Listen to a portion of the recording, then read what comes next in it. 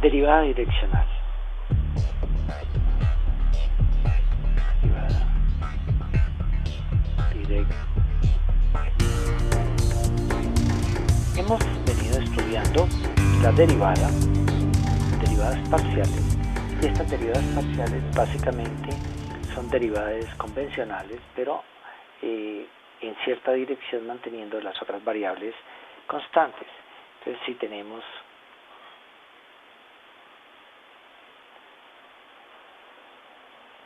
una superficie y esta superficie es cortada por un plano, pero este plano va a seguir una dirección, coloquemos acá un vector P que va en cierta dirección y un plano sigue esta dirección, pero este plano va a ser totalmente perpendicular a el plano XY.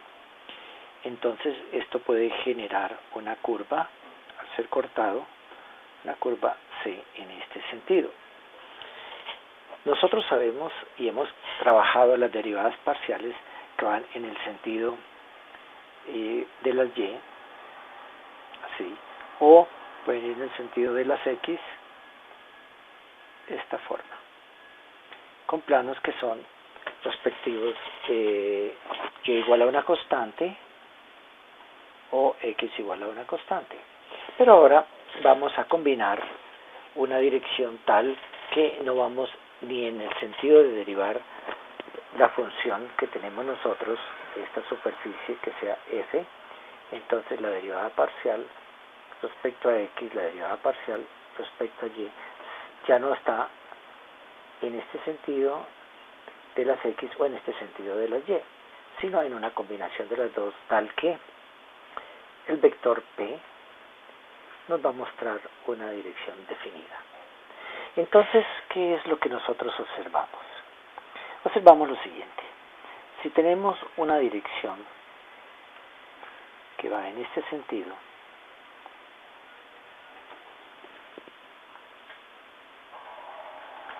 un ángulo θ, tenemos B, y vamos a decir lo siguiente.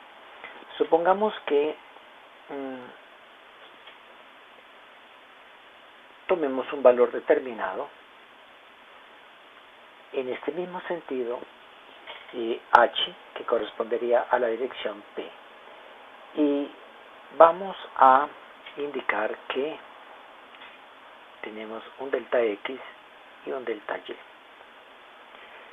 de tal forma que A y B podríamos nosotros definirlos como los componentes de la dirección, y H va a seguir la dirección de la composición de el vector P con A y B. Pero H lo vamos a hacer muy pequeño, tal como se quiera. En este caso podríamos decir que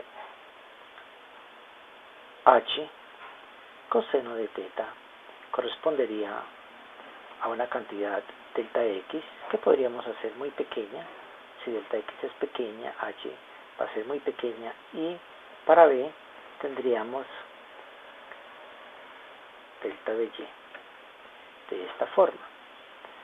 Entonces, ¿qué es lo que pasa? Tendríamos la función X más un pequeño incremento en el sentido de las X, que lo podríamos escribir así, y un pequeño incremento en el sentido de la Y, que se podría escribir de esta forma. Si nosotros hacemos esos pequeños incrementos, pero vamos a considerar el incremento en Z neto, entonces estaríamos X, Y. Y ahora, si H lo hacemos muy pequeño, entonces podríamos pensar que el límite, cuando H tiende a 0, y esto nos definiría o nos define una derivada en la dirección P con los componentes A y B de la siguiente forma. Digamos que esta sería la derivada direccional en cierta dirección U o P que corresponde de la función f. Bien, veamos esto en qué se nos puede transformar. Bien, esta parte tenemos que más adelante vamos a estudiar algo sobre aproximaciones en varias variables. Sin embargo, ahora quiero presentar lo que es una aproximación a la función xy más derivada parcial respecto a x, no, de xy multiplicado por h coseno de teta más la parcial respecto a y de xy h seno de teta. Esta aproximación será estudiada en la parte de linealización que veremos en otro video.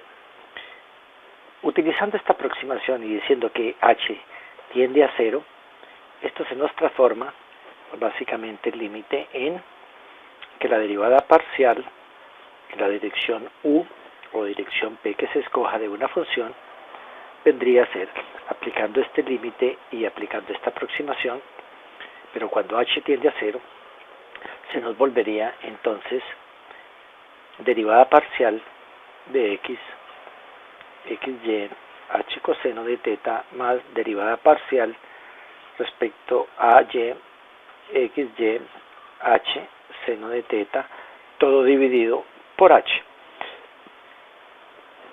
Podemos escribir entonces que la derivada parcial vendría a ser, escribiéndola con la otra simbología,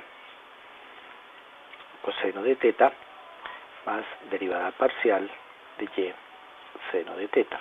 Esto lo podríamos trabajar de una manera vectorial diciendo que sería el producto punto del vector cuyos componentes es la derivada parcial de la función respecto a x, respecto a y, punto coseno de teta, seno de teta. Se observa primero, este vector vamos a llamarlo el gradiente, y este será un vector unitario, vector dirección unitario.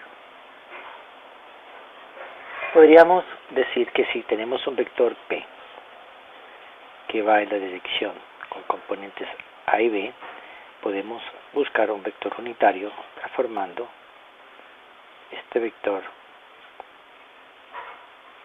en unitario de esta manera.